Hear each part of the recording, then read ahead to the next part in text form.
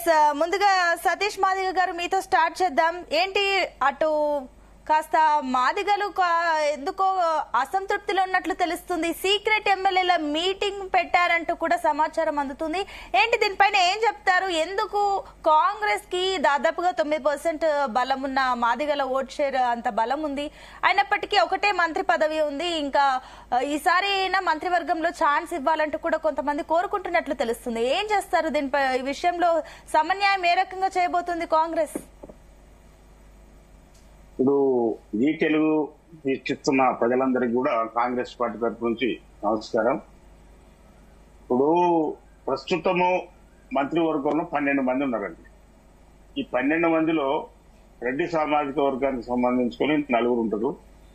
అదే రకంగా అంటే ఓసీ మొత్తం అప్పర్ క్యాస్ట్ కు సంబంధించుకుని 7 మంది ఉంటారు. ఆ తర్వాత బీసీలు 2, ఎస్సీలు 2, ఆ తర్వాత ఎస్టీ 1 ఉన్నారు. మొత్తం 12 మంది. ఇంకా 6 మందిని భర్తీ చేసేది ఉంది.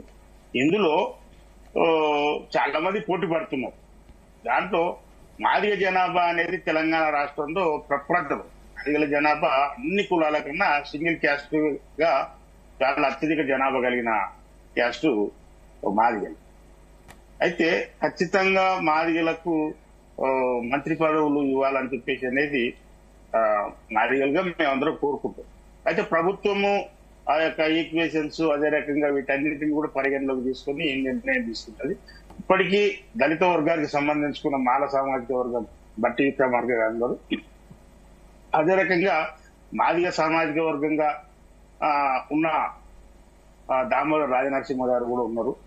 అయితే అదే సమయంలో ఇంకొక మాదిగ సామాజిక వర్గానికి ఇవ్వాలని అదే రకంగా జనరల్ గా మన వివేక్ వెంకట స్వామి గారికి కూడా మన చెన్నూరు ఎమ్మెల్యే గారు కూడా పోటీ పడుతుంది.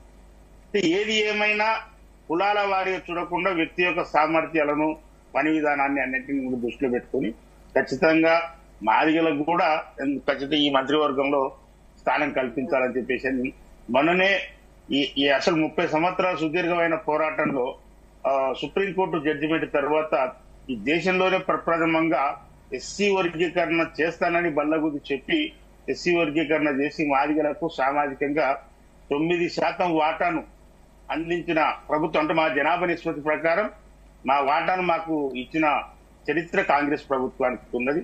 ఈ దేశంలో రిజర్వేషన్స్ కల్పించింది కాంగ్రెస్ ప్రభుత్వం, దళిత వర్గాలకే గాని, బీసీ వర్గాలకే గాని, ఎస్టీ వర్గాలకే గాని.